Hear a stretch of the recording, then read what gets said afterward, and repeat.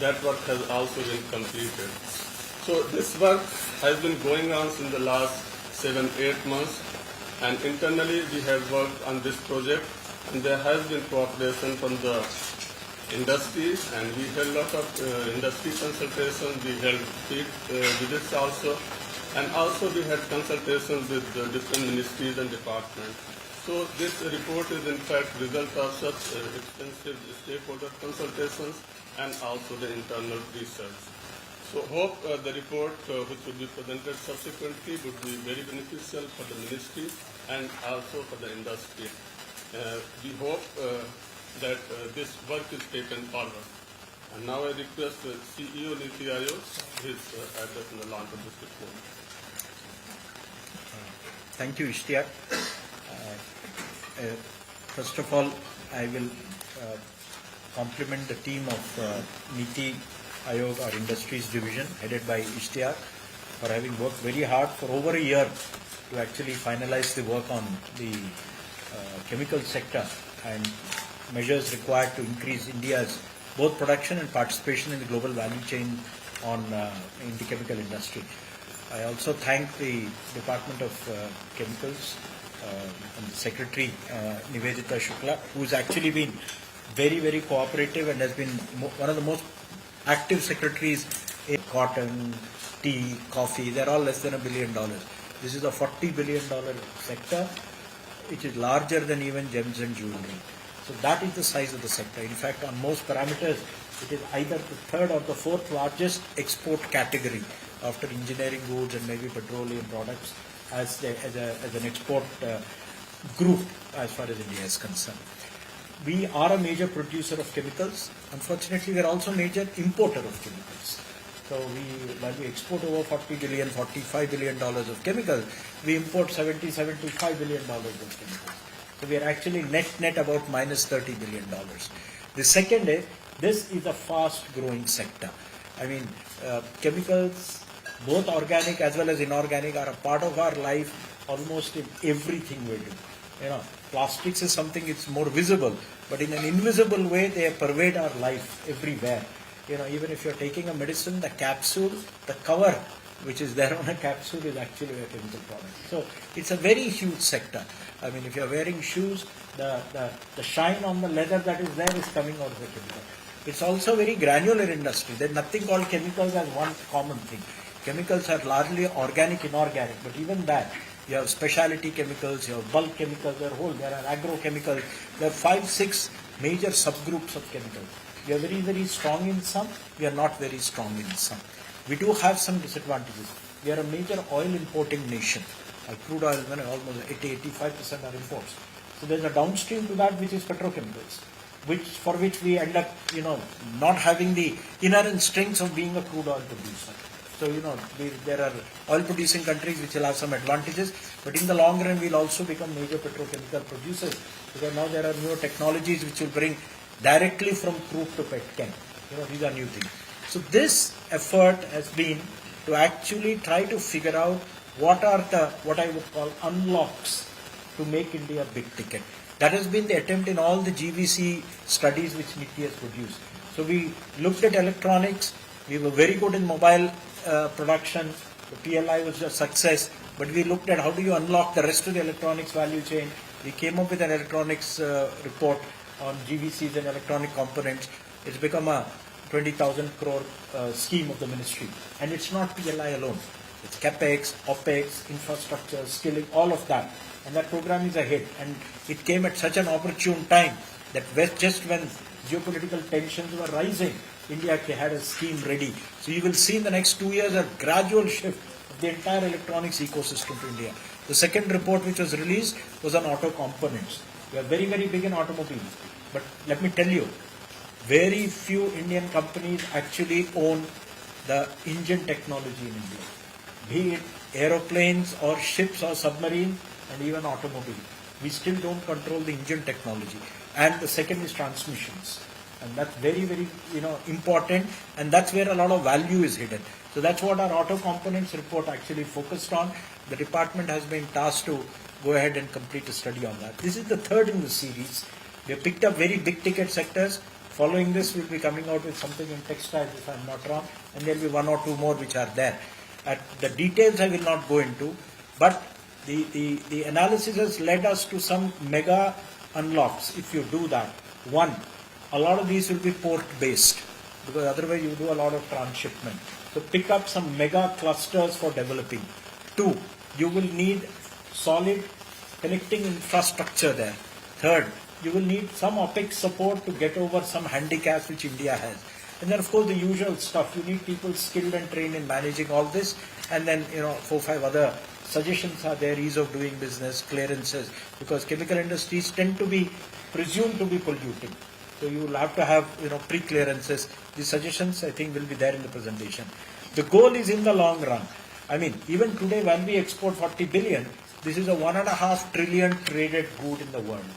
So we can see how small we are, 3%, less than 3%. The goal is actually to raise India to at least 10% in the long run. Very, very ambitious goal, so that when we actually become Vikasit Bharat, we are talking of actually taking it to be a $1 trillion sector. A $1 trillion sector is not an insignificant sector. Even if India becomes a $30 trillion economy, a $1 trillion thing is 3.5%. That's a very large part of the Indian economy. That is the goal. And we are hopeful that after the release of the report, the ministry will probably carry it forward with the support of the rest of the government. I think it probably get converted into some programs which will then fructify in the near future.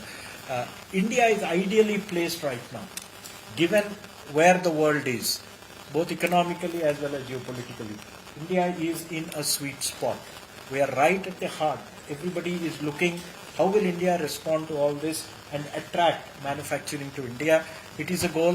The budget last time announced a national manufacturing mission, and we expect chemicals to be a major part of the national manufacturing mission. And then we hope that this would actually generate interest in the entire chemicals world outside India to look at India as a very interesting and favorable destination. Thank you very much. Thank you, sir, for your valuable insight and the perspective that you have given us on the sector. Now I would request Shri Suman Bery, Program Director, NITI Aayog, to make a presentation on key findings and recommendations of the report. Thank you, Ashita. So I start with the presentation, basically giving the global landscape, the chemical sector, then the Indian landscape, then what are the challenges we are facing and what interventions we are proposing, and finally what is the expected outcome. So in the first slide you will see that if you look at the overall global landscape, it is over $3 trillion sector and 1.5 trillion is actually traded.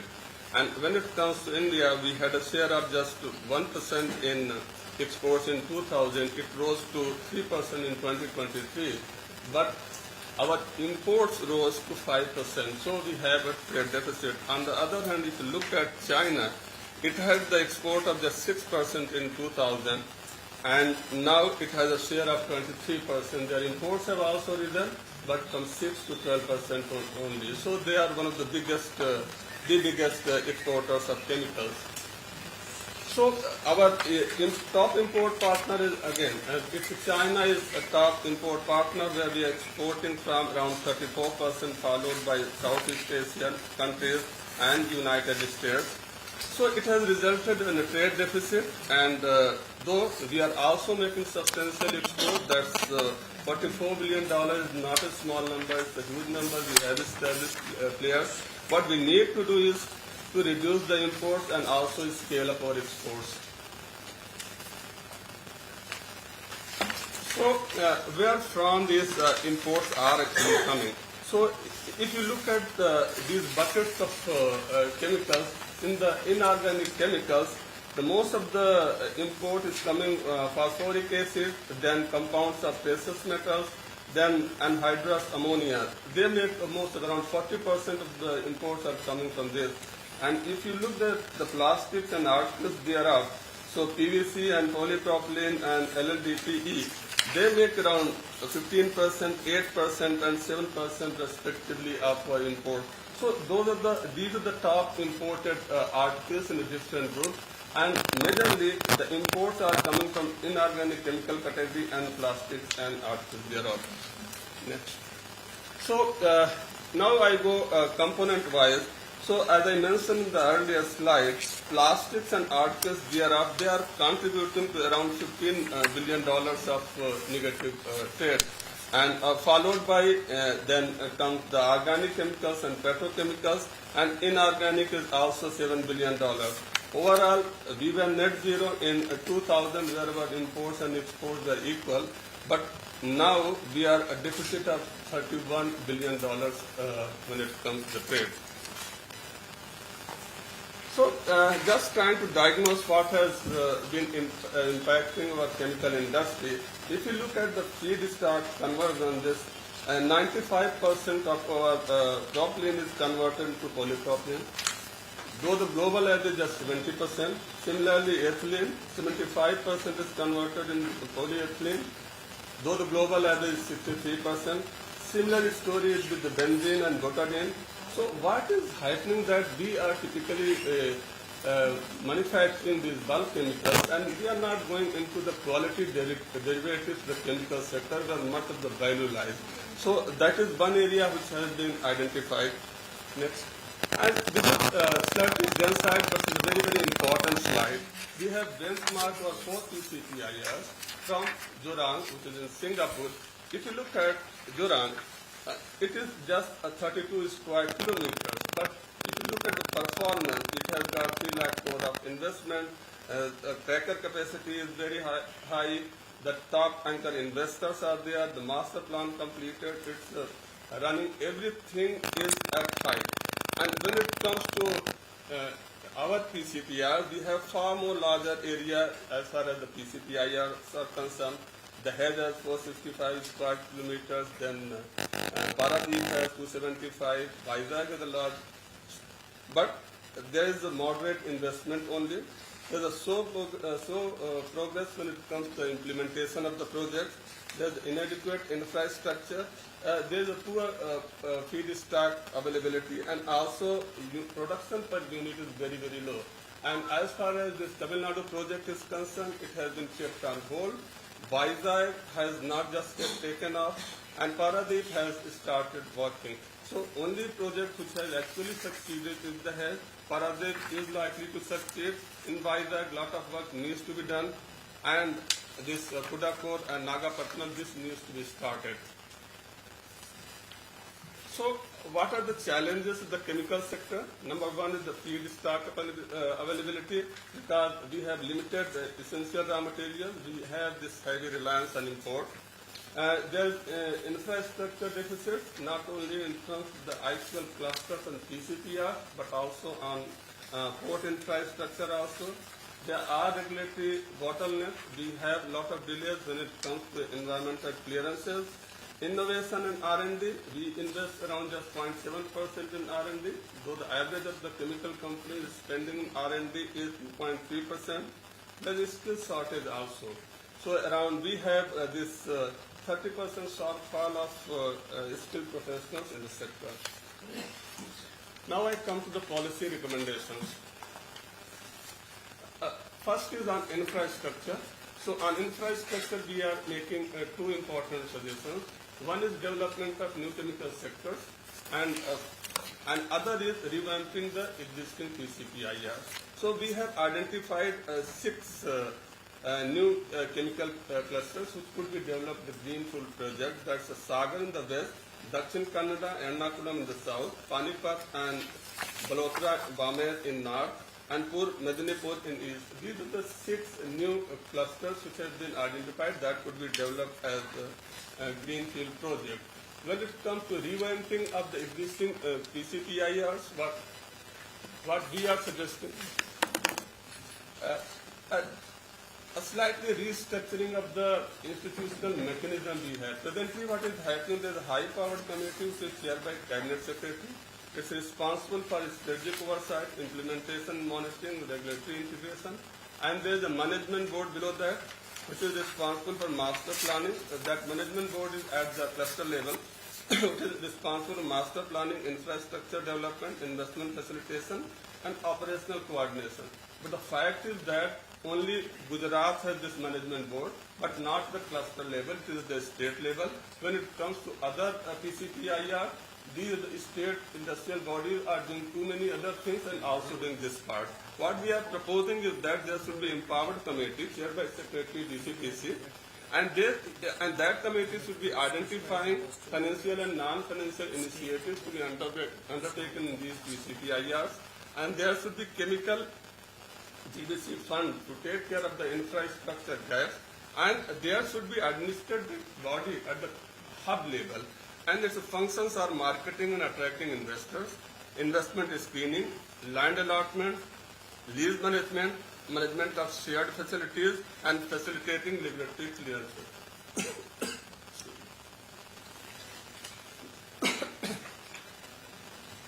So the second intervention we are proposing is on port infrastructure. So this chemical sector is a very high volume sector. So we need to have large handling facilities at the port. We have so far constraints when it comes to the handling, insufficient storage capacity, limited mechanization, and also inadequate last mile connectivity. What we are proposing is that there should be a committee comprising of MOPSW, DCPC, and terminal operators, private as well as the government, and industry and safety experts. They should be working on it to take forward modernization of these ports, because we do need to improve the port infrastructure. That's very, very critical for the chemical industry. So we have also identified 8 clusters which could be developed, and those could be very important for the chemical industry. These are Gujarat cluster, North Maharashtra cluster. These are in this plot in the map. South Maharashtra and Goa cluster, Karnataka cluster, West Bengal and Odisha cluster, North Andhra Pradesh cluster, South Andhra and Tamil Nadu cluster, and South Tamil Nadu and Kerala cluster. These are the 8 port clusters which have been identified for modernization and improvement in the infrastructure. So when it comes to manufacturing in the country, there is a cost disability which India has. So we need to incentivize production. That's the OPEX support the sector needs. So we have conducted a very intense exercise when it comes to the identification of the product which could be given the OPEX support based on the import dependency, export potential, single source dependency, in-market criticality, and strategic significance. By doing this exercise, we have identified 124 chemicals which could be given OPEX support, and these are in 5 groups: agrochemical intermediaries, pharmaceutical intermediaries, battery and electronic chemicals, dyes and pigments, petrochemicals, and multiple users. These are the categories, and we are proposing that they should be given OPEX support for a limited period of time. So when it comes to the R&D, fourth intervention we are proposing is the R&D support. And as I mentioned earlier, we are spending less when it comes to research and innovation, just 0.7%. And small companies are not able to take up the projects of research. So there is a fund which is with the DSP. So we are proposing one interface agency between which would be comprising the DSP, the private sector, and DCPC, so that they could do the early stage validation of the research projects, evaluate them, and actually catalyze the dispersal of the research grants to them. And this would be covering the TRL 4 to 5, from TRL 4 to 5 to TRL 9. And also we are proposing that there should be certain unlocks which should be happening by having this technology collaboration with the foreign players, so that we can bring technology in the country. So these are the, we have also identified some of the areas which could be taken up for the research, and these have a lot of potential. For instance, if you look at this titanium dioxide, we have so much of illuminate in the country. That with chlorine can be made into titanium dioxide, but we don't have the technology. This kind of project should be incentivized for research and development. So we have identified these 11 areas which could be incentivized for research and development.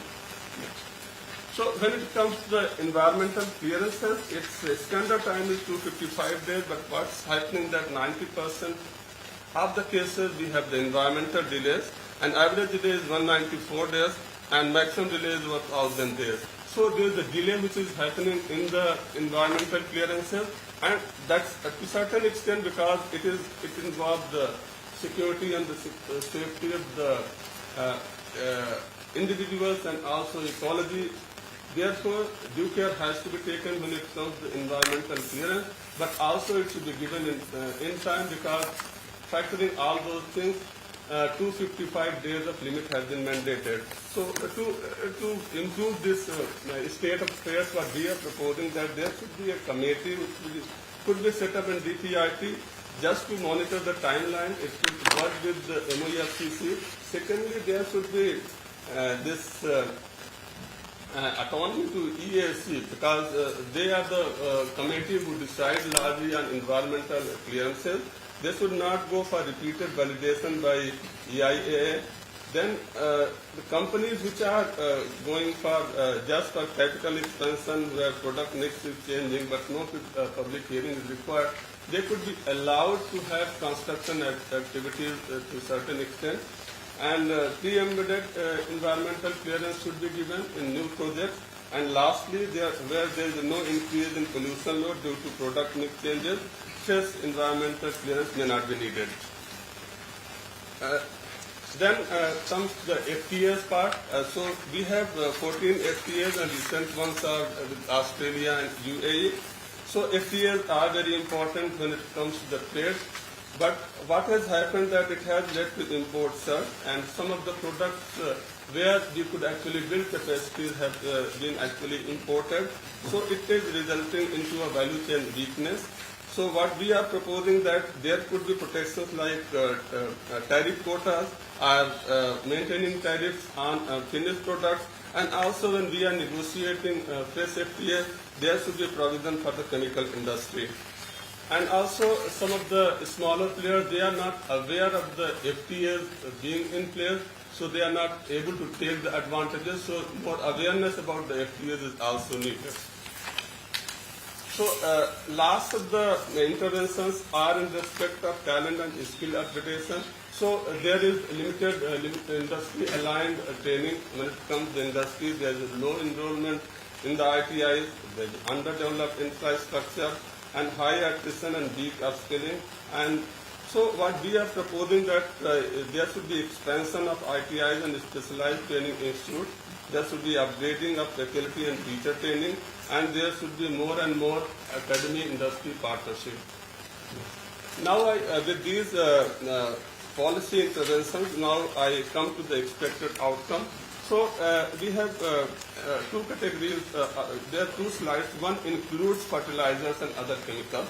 So including that, presently the sector is around $200 billion. With these interventions, with a growth of around 9 to 10% per annum, it is expected to reach around $400 to $500 billion by 2030, and by 2040 it should be $1 trillion sector, including fertilizers and others as well. Next slide. Excluding fertilizers and others, presently the sector is around $101 to $130 billion. It can reach up to $250 to $300 billion. Presently we have the GVC participation of just 3 to 3.5%. By 2030 it will reach to 5 to 6%. Presently its sector is around 100 to 110 billion. It will go around 280 or $300 billion. India trade, presently we have a trade deficit of $31 billion. We should be net zero in 5 years' time, and it will lead to additional employment of 7 lakh people. Thank you. I conclude here. Thank you, sir, for the presentation that has aptly summed up the present policy landscape, the challenges, and the interventions that may be required for the chemical sector. I would now like to call upon Secretary, Department of Chemical and Petrochemicals, Ma'am Nivedita Shukla, to kindly address the gathering. Thank you. Good afternoon, sir. At the outset, sir, I would like to say my thanks to you and NITI Aayog for having taken up this sector, because it's a very important sector, and a very thorough and detailed analysis has been done in this report with your guidance, and I'm sure this is going to help the chemical industry in many ways, and it will take the chemical industry quite far. At the risk of repeating things, sir, it's a known fact that chemical industry is a very big industry, and its products are used in almost all other industries, so very widely used products. There are about 80,000 products that the chemical industry produces. It has been doing reasonably well, and it's a resilient industry. It has maintained a growth rate of about 6% in the last 30 years. And especially agrochemical and dyes sectors have done well in the sense that their exports are quite good. But it's a very diverse sector, sir, from big industries producing polymers to smaller industries producing plastics are there. Then there are inorganic chemicals, organic chemicals, specialty. So it's a diverse industry, and one prescription cannot fit all the segments. But still, while we were making the plan for the next 25 years, we identified the potential of the industry, and we had kept the goal of focusing on increasing the manufacturing activity to reach the goal of reaching $1 trillion by 2040 and $300 billion as soon as possible. Different segments also aspired to increase their manufacturing activity as well as exports. But I would say that despite doing well and despite being 3% of the global markets, there are challenges. If we were to reach $1 trillion by 2040, it wouldn't be easy, and there are challenges. This report has captured this fact very well, that despite the products being used widely, we have to focus on exports because the domestic industry and domestic usage has its limitations, and that kind of goal cannot be reached without focusing on the exports. That will also help bridge the gap that the imports and exports have in this sector. So this report has brought it out very well. It has brought out the challenges being faced by the industry in the road to that goal also very well. While we face the shortage of raw material, the infrastructure also needs to be created. Some work has been done, as brought out by Mr. Ishtiaq. PCPIRs have slowly built a lot of infrastructure like roads, railways, even ports, but perhaps the industry-specific infrastructure was not focused upon, sir, which is required now. This report has brought out that also. Then we have lack of know-how or technology. So department has tried to promote research and process improvement in small ways through COEs in the past, but bigger initiatives were also required, and we have circulated an EFC note right now for that, but perhaps this report will help us improve upon that also, so that it could be made more useful for the industry. In the past, we have made a scheme for chemical hubs, but perhaps more improvement was needed, so it could not go through. So I am sure all these aspects, including the OPEX support that the industry requires, everything has been dealt with in detail in this report, and it will help address all these challenges in a very, very methodical way and in a very comprehensive and integrated way. Right now, whatever was happening was that each segment was looking at their own industry, and perhaps the efforts that the department was making were also very segmented. So this comprehensive analysis and comprehensive report will help us chart a roadmap which I am sure would help the entire industry and help it utilize its full potential and reach its goal. At the end, sir, I would again like to thank you for the initiative and the guidance that you have given during preparation of this report. And the department is grateful for this guidance, and I am sure we will be able to do whatever is required to take this project forward very quickly, sir. Thank you, sir. Thank you, Madam, for sharing your perspectives and input. Now I would like to invite Dr. Arvind Virmani, Honorable Member, NITI Aayog, to kindly share his remarks on the report. Thank you. So, a very detailed and comprehensive report, as you can see from the presentation. Ishtiaq had to kind of run through it with Delhi here, what he's saying. Anyway, that's not a criticism, it's a comment. So, very commendable work by the team. I think, when I have interacted with chemical industry, they always, and many other large industries, they have asked me that what does the government think? I think it's very important to bring all this data and analysis into a single place so that all stakeholders kind of have a similar basis and also some projections. Every part of the chemical industry will have their own projections. It's not necessary that they will believe all the projections here, but I think it's important to have a starting base from which others can project. So I think that's a very important role that these studies play. Thirdly, the diversity is huge, and I may be wrong, but I have often thought of chemical industry as an economist in two different segments of part. One is kind of capital intensive, where scale of production is very important, and the other is kind of skill intensive, where we talk about specialized chemicals, etc. Obviously, there's a whole spectrum, but just as a way of thinking.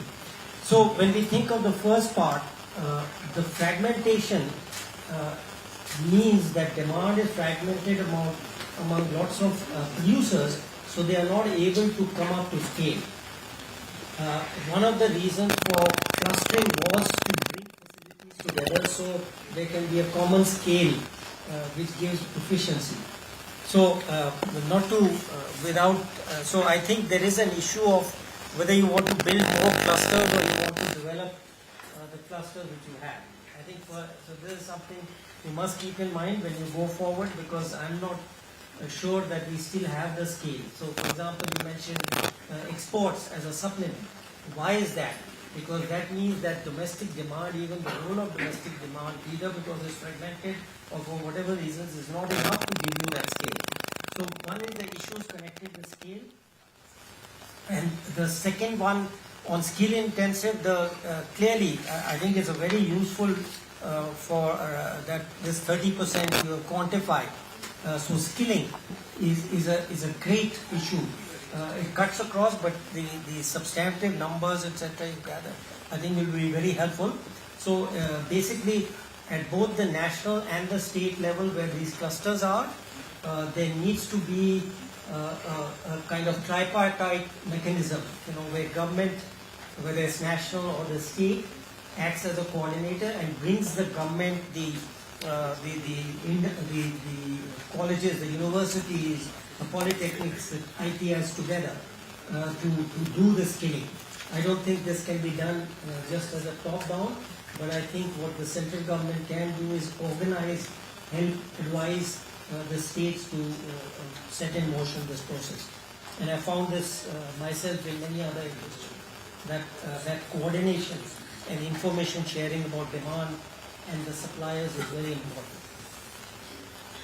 Finally, on the choice, I mean, again, strategic, monopoly, critical, you want to say, and I recently came across a report which was done in China in 2018. They identified choke points. Okay, they were looking at it from their perspective. If the foreigners have choke points, we have to look at it from our perspective. What are these choke points?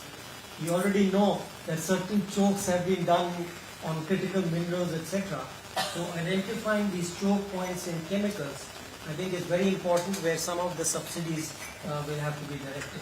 With that, I again commend the team for this work.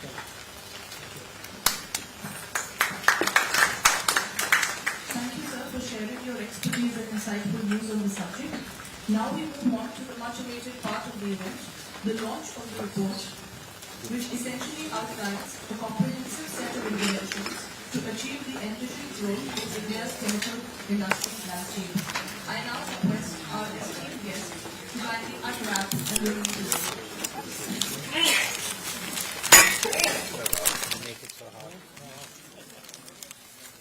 All the critical ones are. Oops, it got tied up.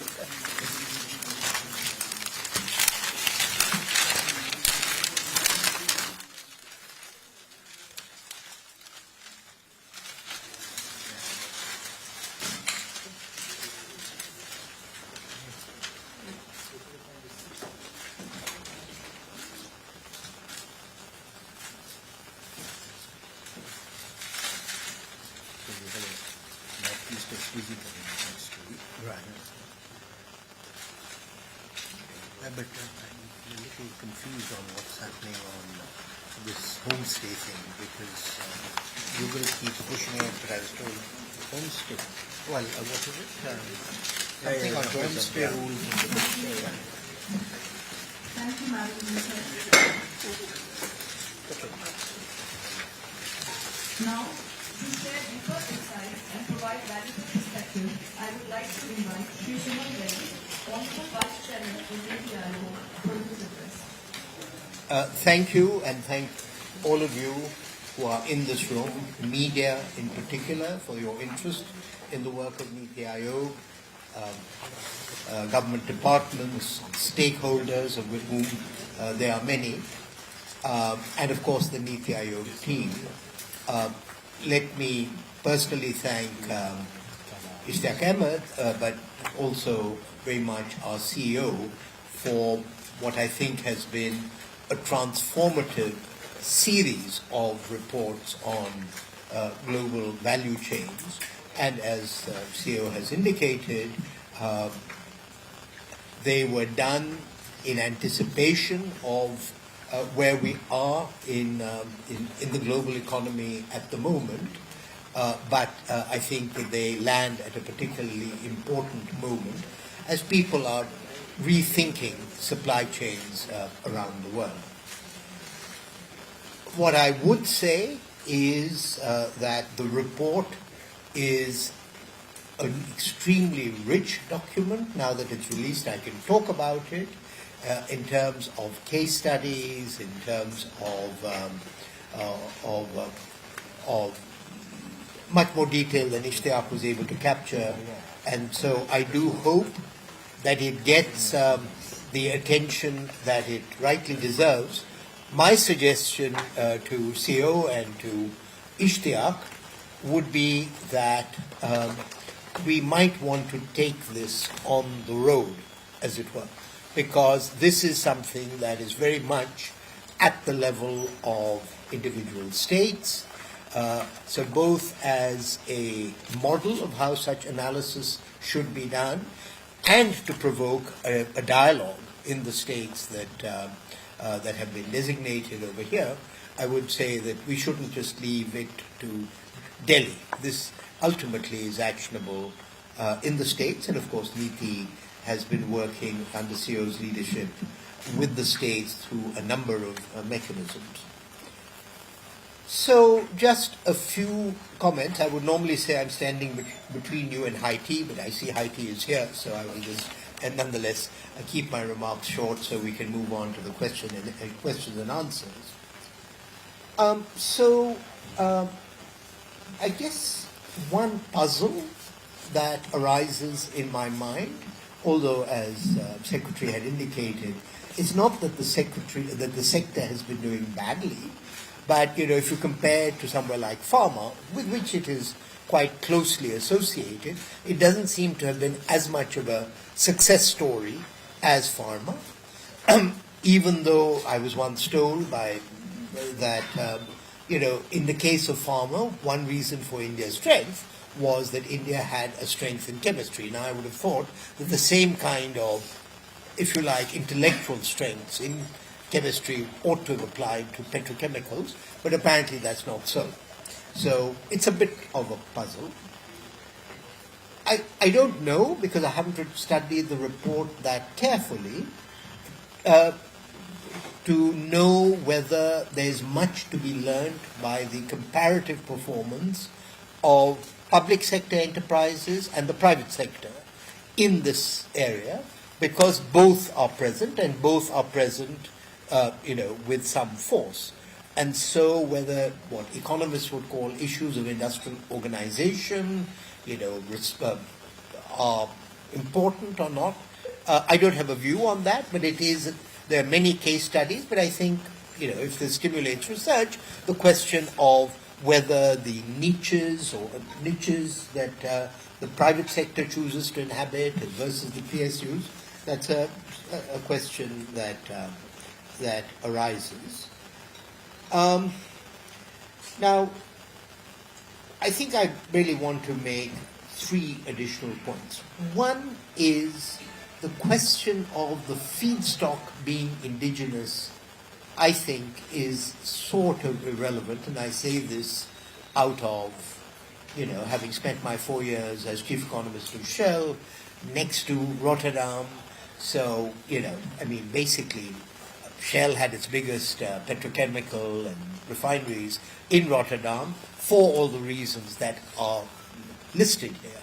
Efficiency, logistics, port handling, all of that. So I think one can say, and the example of Jurong here also illustrates that, those are, as it were, the bases in something as capital intensive as this for comparative advantage, rather than whether you have the feedstock. And, this goes back all the way to when Japan and then Korea decided that they would set up heavy industries without having any, as it were, hydrocarbon resources at all. So, I think that's an element that I would discount. I think the second point I would make is that up till now, the so-called CBAM, the issue of, if you like, protective tariffs in importing markets to create a so-called level playing field, has tended to be focused largely on steel and cement. I don't know whether CBAM is also going to apply on the chemical sector.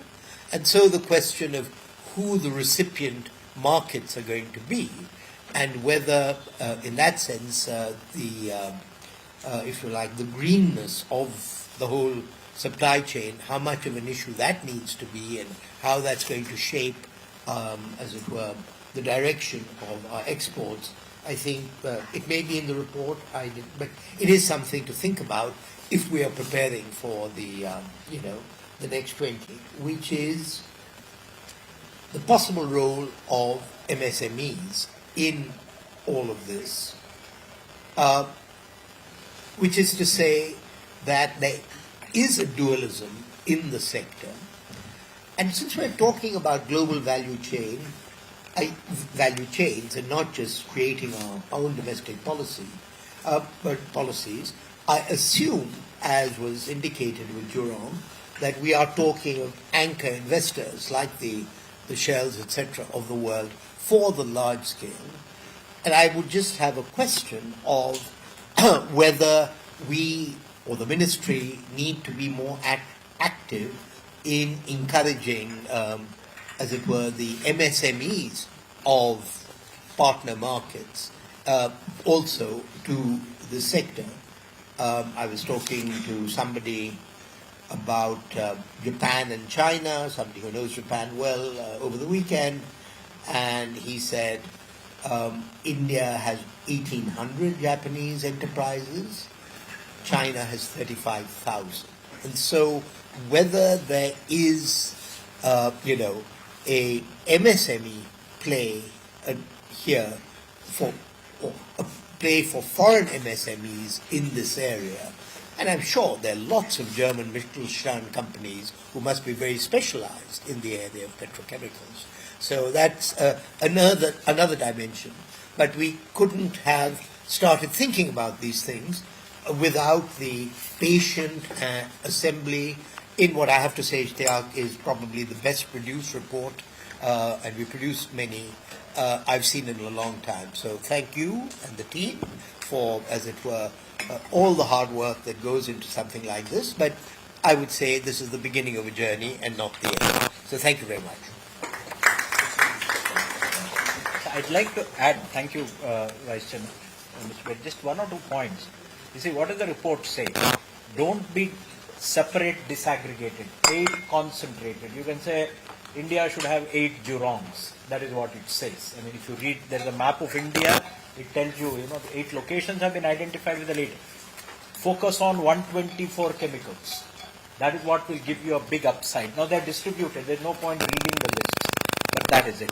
And 3, the employment potential, 1 million additional employment can be generated in a short duration of 5 to 7 years. When you have these concentrated locations, you have the big players, you have the medium player and the small player all in one neighborhood. A good example, we have small such cluster. You will find Ankleshwar, Bharuch. It is a mini cluster. You have some large refinery, petrochemical and the downstream. But we need much bigger and many more, given the size of our economy. I mean, that's why we are importing so much. I think that is that. So that's what I thought I'll add value to, the question you raised, and I'll leave it at that. Thank you. Okay, with your permission, I'll excuse myself. It's ending. Yeah, okay, fine. Well, there may be questions. Congratulations, and Secretary, thank you so much. Right. Yeah. Thank you everyone. On behalf of NITI Aayog, I would like to thank everyone here for joining us today for the launch of the report, The Chemical Industry Powering India's Participation in GDP. I extend my appreciation to all the representatives from industry associations, press, officials from industries and partners, and our leadership from NITI Aayog for their invaluable contribution. Thank you.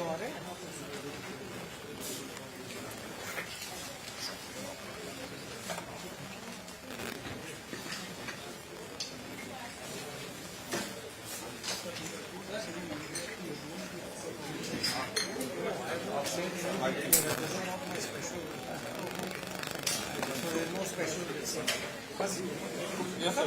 Yes, sir.